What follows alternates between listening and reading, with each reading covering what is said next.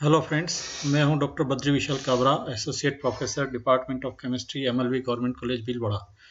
BSc part third, chemistry paper second का chapter 3 हम study कर रहे हैं, हेट्रोसाइक्लिक कंपाउंड्स। इसका लेक्चर 14 हमने स्टडी शुरू किया है पिछले लेक्चर से। इसमें इंडोल, क्विनोलिन और आइसोक्विनोलिन के बारे में हम बात करेंगे। अभी हम इसका संश्लेषण पढ़ा था हमने, अब हम बात करते हैं इसके भौतिक गुणों और रासायनिक अभिक्रियाओं की। भौतिक गुणों में इसके जो गंध है इंडोल की, वो है चमेली तथा संतरे के फूलों की गंध है इसमें। ये एक ठोस क्रिस्टलीय पदार्थ है। इसका गलनांक 325 केल्विन तथा क्वथनांक 627 केल्विन है। यह गर्म जल, ईथर एवं एल्कोहल में विलय है। यह एल्कोहल तथा HCl की भीगी हुई चीड़ की लकड़ी की छड़ को लाल कर देता है। इंडोल के रासायनिक गुण पायरोल के साथ समानता रखते हैं। आणविक कक्षक विधि द्वारा इंडोल के विभिन्न परमाणुओं पर निम्नलिखित पाई इलेक्ट्रॉन घनत्व प्राप्त हुआ है।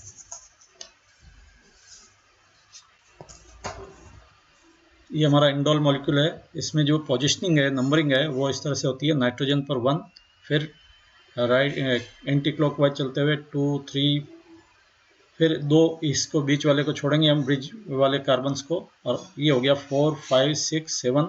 ब्रिज वालों को 8 और 9 नंबर दिया गया है। इन पर जो इलेक्ट्रॉन डेंसिटी है वो इस तरह से है, 1.743 सबसे ज़्यादा नाइट्रोजन पे, इसके बाद क्रमशः 1.049 पास वाले कार्बन पर, और ये थर्ड जो कार्बन है 1.065, और इस तरह से ये डिस्ट्रीब्यूटेड है इलेक्ट्रॉन डेंसिटी। नौ पाई इलेक्ट्रॉन डेंसिटी है ये। नौ संरचना, क्रियाशीलता एवं अभिविन्यास। इंडोल अनेक अनुनादी संरचनाओं का अनुनादी संकर है। ये हम देख रहे हैं यहाँ, ये डबल बॉन्ड यहाँ है, ये इस पे पोजीशन 3 पे शिफ्ट हो जाए तो नाइट्रोजन पर एक पॉजिटिव चार्ज होगा, और ये इस तरह से अलग अलग रेजोनेटिंग स्ट्रक्चर्स बनाते हुए हमारा इंडोल जो है एक अनुनादी संकर का रूप ले लेता है। इसमें पोजीशन 2 और स्ट्रक्चर 2 और स्ट्रक्चर 6 आप देखेंगे तो इसमें जो नेगेटिव चार्ज है वो पोजीशन 3 पर है, और ये 1, 2, 3, 4, 5, 6, 7, 8, 9, 10, 11 और 12, ये 11 अनुनादी संरचनाएं इसकी हैं।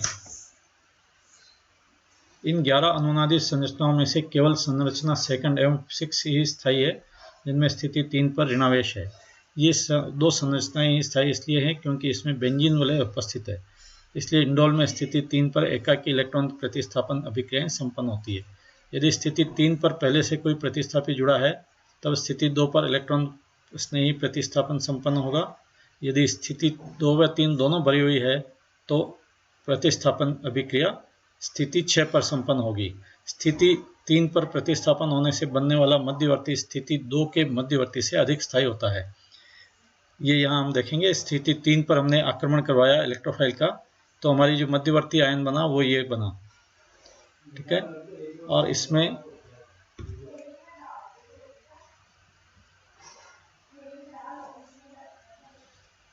ये चूंकि इसमें नाइट्रोजन, ये एक अधिक स्थायी मध्यवर्ती आयन है।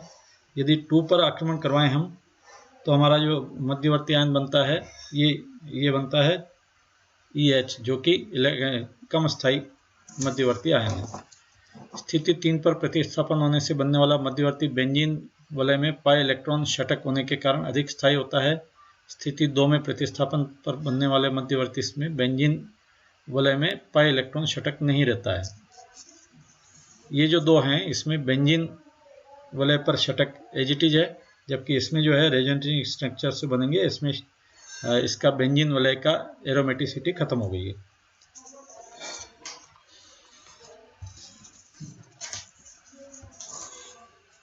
और स्थिति 3 पर अटैक वाला जो मध्यवर्ती है अधिक स्थायी है, और स्थिति 2 पर अटैक वाला मध्यवर्ती कम स्थायी है। इंडोल में प्रतिस्थापन अभिक्रिया पहले से स्थिति 3 पर संपन्न होती है। पहले स्थिति 3 पर होगी, यदि वो भरा हुआ हो तो 2 पर या 6 पर होगी। स्थिति 6 पर प्रतिस्थापन यदि हो तो ये मध्यवर्ती बन रहा है, और इसमें भी जो है बेंजीन की एरोमेटिसिटी खत्म हो गई है, इसलिए ये कम स्थायी है। स्थिति 6 पर प्रतिस्थापन होने पर एक अस्थायी संरचना सेकंड बनती है, क्योंकि इसमें बेंजीन वलय के साथ पायरोल वलय का भी एरोमेटिक षटक विचलित हो जाता है, अतः यह अनुनाद में योगदान नहीं देता है। प्रतिस्थापन अभिक्रियाएं स्थिति 6 पर संपन्न नहीं होती।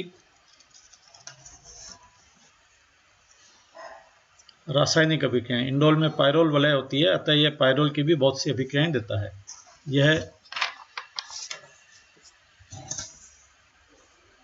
एक एरोमेटिक यौगिक है, इसकी दोनों वलय समतलीय होती है और इसमें कुल 10 पाई इलेक्ट्रॉन विस्थानीकृत होते हैं। इसकी इलेक्ट्रॉन स्नेही प्रतिस्थापन अभिक्रियाएं स्थिति 3 पर संपन्न होती है। इलेक्ट्रॉन स्नेही प्रतिस्थापन, पहली अभिक्रिया नाइट्रीकरण, इंडोल सोडियम एथोक्साइड एवं ईथर की उपस्थिति में एथिल नाइट्रेट के साथ अभिक्रिया करके 3 नाइट्रो इंडोल बनाता है। ये हमारा इंडोल, इसमें नाइट्रेशन करवाएंगे एथिल नाइट्रेट के साथ सोडियम एथोक्साइड और ईथर की उपस्थिति में, तो हमारा ये 3 नाइट्रो इंडोल प्राप्त होगा। सल्फोनीकरण हम की अभिक्रिया को देखें हम, इंडोल की अभिक्रिया पिरिडीन की उपस्थिति में 393 K पर सल्फर ट्राइऑक्साइड से कराने पर इंडोल 3 सल्फोनिक अम्ल प्राप्त होता है। Indole plus SO3 pyridine 393 kelvin पर 3 पोजीशन पर सल्फोनिक अम्ल ग्रुप आ जाएगा, तो कंपाउंड बना indole 3 sulphonic acid.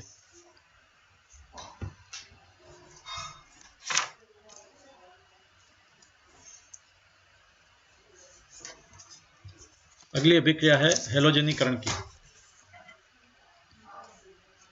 Sulphuryl chloride से अभिक्रिया पर 3 क्लोरो इंडोल बनता है। ब्रोमीन एवं आयोडीन से अभिक्रिया पर क्रमशः 3 ब्रोमो तथा 3 आयोडो इंडोल प्राप्त होते हैं। ये हमारा सल्फ्यूरिल क्लोराइड है, इसकी अभिक्रिया करवाएंगे इंडोल के साथ, तो 3 पर क्लोरो ग्रुप जाएगा, तो 3 क्लोरो इंडोल बना। इसी प्रकार से हम ब्रोमीन या आयोडीन के साथ रिएक्शन करवाएं, डायरेक्ट रिएक्शन होगी और ये 3 क्लोरो या 3 ब्रोमो या 3 आयोडो इंडोल प्राप्त होगा हमें। अगली अभिक्रिया है गटरमान रिएक्शन। गटरमान अभिक्रिया में हम कार्बन मोनोऑक्साइड प्लस HCl की अभिक्रिया करवाते हैं इंडोल से, तो हमें 3 इंडोल 3 एल्डिहाइड प्राप्त होता है। Indole plus carbon monoxide plus HCl gives indole 3 aldehyde.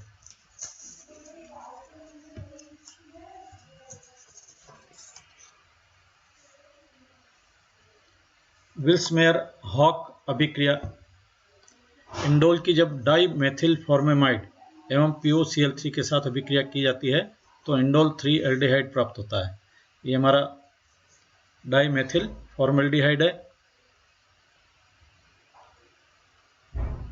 Die methyl फॉर्मेमाइड की अभिक्रिया इंडोल से करवाएंगे POCl3 की उपस्थिति में, तो इंडोल 3 एल्डिहाइड प्राप्त होगा। ये विल्समेयर हॉक अभिक्रिया है।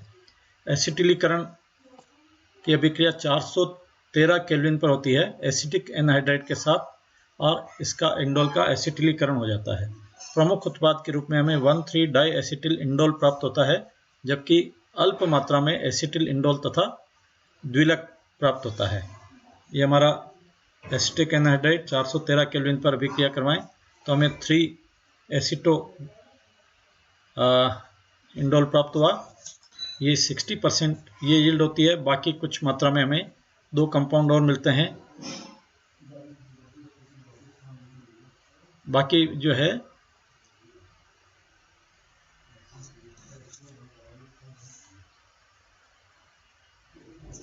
ये हमारा है 1,3 डाई एसिटिल इंडोल और ये है हमारा 3 एसिटिल इंडोल।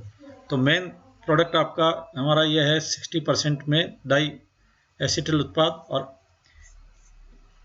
कुछ मात्रा में 3 एसिटिल इंडोल और कुछ मात्रा में हमें एक डाइमर मिलता है। ये कंपाउंड है हमारा।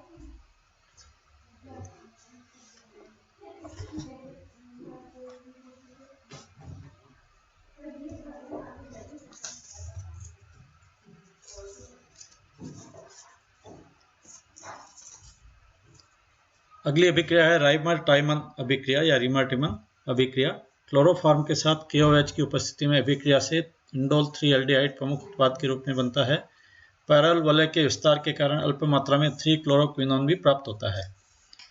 Indole plus chloroform plus in presence of KOH gives indole 3 aldehyde, और कुछ मात्रा में रिंग का विस्तार हो जाता है और हमें 3 क्लोरोक्विनोलिन प्राप्त होता है। मनिक अभिक्रिया में इंडोल फॉर्मेल्डिहाइड और डाइमेथिल अमीन के साथ अभिक्रिया करवाई जाए तो हमें ग्रेमीन 3 डाइमेथिल अमीनो मेथिल इंडोल प्राप्त होता है।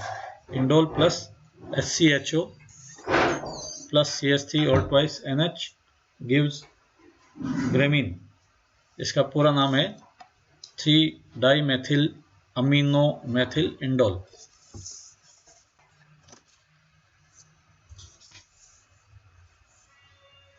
युग्मन अभिक्रिया, बेंजील डाइएजोनियम क्लोराइड के साथ इंडोल की युग्मन अभिक्रिया संपन्न होती है। ये हमारा इंडोल है, इसकी बेंजीन डाइएजोनियम क्लोराइड के साथ रिएक्शन करवाएंगे, -HCl हमारा 3 पोजीशन पर बेंजीन डाइएजोनियम ग्रुप आ जाएगा।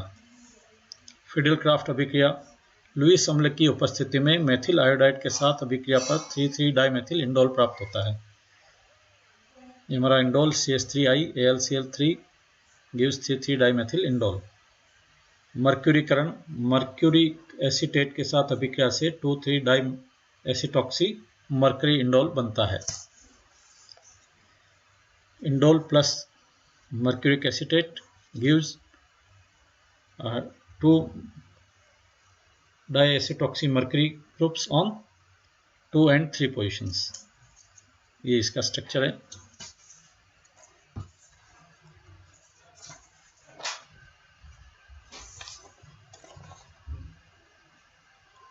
आज की लेक्चर में यहीं तक। Rest in next lecture. Thank you.